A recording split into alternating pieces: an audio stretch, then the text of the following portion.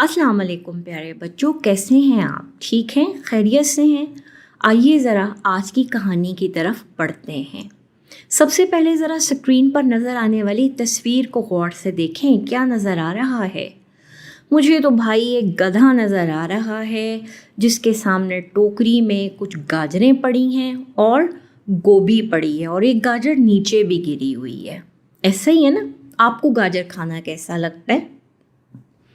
क्या आप जानते हैं गधा हमारे किस काम आता है?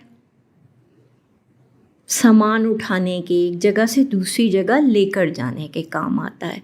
और पहले जब ये कारें, बसें, ट्रेनें, हवाई जहाज़ नहीं होते थे तो लोग इन्हीं गधों पर और घोड़ों पर ही तो सफ़र करते थे। तो आइए बढ़ते हैं आज की कहानी की जानिब। गौहर ने गधा पाल रखा था। उसे सब्ज़ी खाने और गाने गाने का शौक़ था। एक दिन वो सब्ज़ी मंडी गए। गधा वहाँ गाजर और गोभी खाता जाता और साथ में गाना गाता जाता। प्यारे बच्चों, क्या आपने गौर किया कि ये जो कहानी मैंने आपको सुनाई है इसमें कुछ अल्फाज ऐसे हैं जिनके शुरू की आवाज़ एक जैसी है। ज़रा अल्फाज को गौर से सुनिए। गौहर, गधा, गाना, गाजर, गोभी। जी हाँ, ये आवाज़ है ग की आवाज़।